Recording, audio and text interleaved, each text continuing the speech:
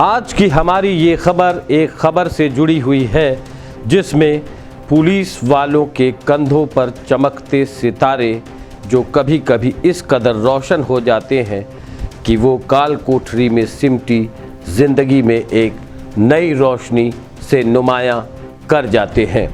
ऐसा ही एक वाक़ये से हम आपको रूबरू कराना चाहते हैं और आप अपनी स्क्रीन पर इस वक्त जो देख रहे हैं वो स्क्रीन के अंदर एक स्क्रीन है जहां एक पुरानी खबर की फुटेज चल रही है और खबर का मजमून था थाना है या अपराधी बनाने का कारखाना। इस पूरे मामले में हम आपको ये बता दें कि ये खबर 3 महीने पुरानी है जब पूर्वी उत्तर प्रदेश के शहर आजमगढ़ के पश्चिमांचल में पड़ने वाले पवई थाने के इंचार्ज ने उस इलाके में हुई एक बीडीसी अर्जुन यादव की हत्या में खुलासा कर दिया था। पुलिस की भाषा में गुड वर्क को अंजाम दिया जा चुका था। खैर, मामला संगीन था और इलाके में एक बीडीसी से जुड़ा हुआ बताया जा रहा था। लिहाजा अब इस पूरे मामले पर गौर करने से पता चलता है कि 3 अक्टूबर 2020 की रात 8 बजे करीब पवई के निवर्तमान क्षेत्र पंचायत सदस्य अर्जुन यादव की गोली मारकर हत्या कर दी गई थी। समय बीतता गया, पवई की पुलिस हत्यारों को पकड़ने में नाकाम रही तो आजमगढ़ के बड़े कप्तान सुधीर कुमार सिंह ने पवई के तत्कालीन थानाध्यक्ष संजय कुमार को लाइन हाजिर कर दिया था। इसके बाद पवई थाने के इंचार्ज बने अयोध्या तिवारी ने चार्ज संभालने के 4 दिन बाद 17 नवंबर को पवई थाना क्षेत्र के रामपुर खालिस निवासी ब्रजेश मिश्र, जिनके पिता चिंतामणि मिश्र उस इलाके के एक माने जाने विद्वान ब्राह्मण हैं, उनको अर्जुन यादव की हत्या करने का आरोपित बताते हुए गिरफ्तार करके जेल भेज दिया।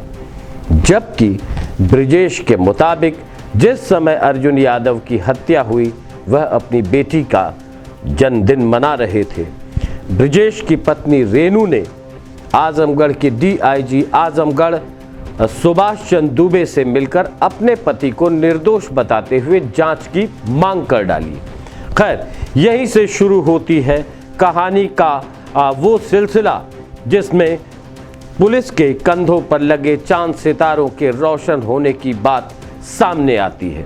रेनू ने एक पत्र डीआईजी को लिखा जो 21 नवंबर 2020 को लिखा गया था। इस मामले में कहा यह गया कि हत्याकांड की जो गिरफ्तारी है वो अनुचित है और इस मामले में जांच के आदेश दिए जाने चाहिए। जांच आजमगढ़ से सटे जिले मऊ के सीओ राजकुमार को सौंपी गई। करीब 3 महीने तक ये जांच चली जिसमें ब्रजेश मिश्रा को निर्दोष करार दे दिया गया। जांच रिपोर्ट डीआईजी को सौंपने के साथ साथ पत्रावली मुख्य दंडाधिकारी आजमगढ़ यानी कि सीजेएम को सौंप दी गई। कोर्ट ने पत्रावली के अवलोकन के बाद 23 फरवरी 2021 को 20,000 के निजी मुचलके पर ब्रजेश को निर्दोष मानते हुए रिहा कर दिया और इस बात का आदेश भी जारी कर दिया। इसके बाद कारागार से पिछले 3 महीने 6 दिन से बंद ब्रजेश की जिंदगी में एक नई रोशनी चमक उठी। ये स्क्रीन के अंदर की कहानी है जहां एक पुरानी फुटेज आपको चलती दिखाई दे रही है। ब्रजेश के बुजुर्गवार पिता ने आजमगढ़ के एक मीडिया हाउस में इस बात को उठाया और कभी कभी खबरें किस कदर असर डाल देती हैं किसी भी मसले पर, यह देखने वाली बात है। कि इसमें प्रतिक्रिया जैसा कुछ देने के लिए नहीं है, लेकिन मैं समझता हूँ कि जो भी व्यक्ति समाज के किसी भी पहलू से प्रताड़ित होता है तो उसकी जो आवाज़ है उसको अफसरों के कानों तक पहुंचाने के लिए मीडिया का प्लेटफॉर्म होता ही है। और इसी कड़ी में चूँकि अर्जुन यादव एक बीडीसी थे और उनकी हत्या हुई थी, इस मामले में ये बात सबसे पहले सामने आई कि एक बड़ा उस इलाके का, जैसे कि पवई थाने की ये पूरी बात है, तो उस इलाके के ढेर सारे सम्मानित लोग और ढेर सारे प्रधान और बीडीसीओ सारे लोग मिलकर के आजमगढ़ में मीडिया के दफ्तरों में आए थे और उन्होंने सबसे मिल के अपनी बात रखी थी कि साहब ये ब्रजेश मिश्र को अनावश्यक पुलिस इस मामले में फंसा रही है। इसी को का जो पहल थी वो पहल हमारे अखबार ने की और इस खबर को प्रमुखता से चलाया और उनके बयान चलाए, और हमने किसी तरीके का ऐसा कुछ नहीं था कि उसमें कुछ प्रोपोगेट किया था। और सीधे तौर पर ये आजमगढ़ रेंज के डीआईजी सुभाष चंद्र दुबे जी, वो एक न्यायप्रिय अधिकारी हैं, उन तक ये बात उस प्लेटफॉर्म पर पहुंची।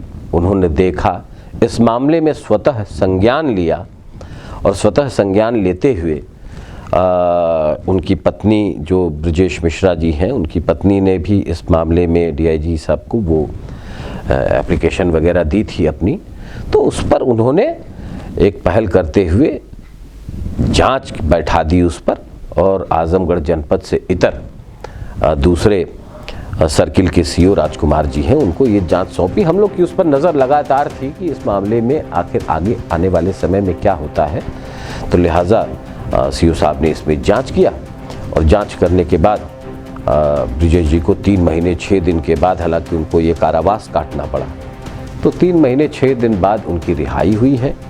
और हम लोग का तो जो उद्देश्य है वो यही है कि किसी भी निर्दोष व्यक्ति को उसकी सज़ा न मिले, यद्यपि निर्दोष और दोषी साबित करना न सिर्फ न्यायालय का काम होता है, बल्कि अफसरों की जांचें होती हैं, पुलिस की जो अपनी जांच का एक पहलू होता है, उसमें स्याह और सफ़ेद दोनों कैसा है वो तो सामने आ जाता है। तो इस मामले में मुझे खुशी है इस बात की कि नेशनल कवरेज ने इस आवाज़ को उठाया और डीआईजी साहब ने इसको संज्ञान में भी लिया। संज्ञान में लेते हुए उस एप्लीकेशन पर जांच बिठाई, और आज ब्रजेश मिश्रा जी, अगर उनके बच्चे और उनके माता पिता जो बुज़ुर्ग हैं, वो काफ़ी विद्वान आदमी हैं, अगर उन्हें इस बात की खुशी होती है तो मुझे लगता है कि नेशनल कवरेज अपनी जो प्रासंगिकता है, सकारात्मकता की समाज में, उसको आगे बढ़ाने में कामयाब रहा है। और इसके लिए नेशनल कवरेज के जो रिपोर्टर्स हैं, जो लोग हैं जो इस पे काम करते रहे लगातार, उनको मेरी ढेर सारी बधाई और शुभकामना है। क्योंकि जिस मामले में ब्रजेश को उठा लिया था पुलिस ने और उसके ऊपर आरोप लगा के उसे 3 महीने और 6 दिन की जेल काटने पर मजबूर कर दिया था, उस खबर पर नज़र पड़ी आजमगढ़ रेंज के डीआईजी सुभाष चंद्र दुबे की, और वहां उन्होंने एक ऐतिहासिक पहल करते हुए जांच का आदेश दिया। आमतौर पर पुलिस का जो नेचर एंड सिग्नेचर कहा जाता है वो यही है कि किसी मामले में गिरफ्तारी होने के बाद पुलिस अपना पल्ला झाड़ लेती है, लेकिन इस मामले में डीआईजी सुभाष चंद्र दुबे की पहल पर इसकी जांच सीओ मधुबन ने किया और ब्रजेश को अब निर्दोष साबित कर दिया गया है। उसे विश्वास है कि कभी कभी पुलिस का जो चेहरा होता है वो पुरुषार्थी, लिप्सा रहित और समर्पित भी होता है। सुन लीजिए क्या कह रहे हैं ब्रजेश के पिता समेत उसके और परिवार के लोग। सर्वप्रथम हम प्रभु को धन्यवाद देंगे, इसकी महती कृपा है। इसके अलावा डीआईजी साहब श्री सुभाष चंद्र दुबे जी को मैं कोटि धन्यवाद देता हूँ। सीओ साहब का मैं आभारी हूँ। साथ ही साथ जिसने फंसाया कम से कम उसको भी कुछ सजा मिले, अगर दे सकते हैं तो दे, नहीं तो भगवान तो देगा ही, यह मेरा विश्वास है। निर्दोष आए हैं, डीआईजी साहब को धन्यवाद है, सीओ साहब को धन्यवाद है कि जांच किए, हमारा लड़का हमारे घर मेरे गोदी में आएगा। गलत फंसावा गए रहें, गलत लेके गए रहेंगे, उन्हें पहचान है। अभी आपने सुना कि ब्रिजेश के परिवार में किस तरह से खुशियां वापस लौट आई हैं। ये एक खबर की पहल का असर है और नेशनल कवरेज न्यायप्रिय अधिकारियों को इसके लिए सलाम करता है।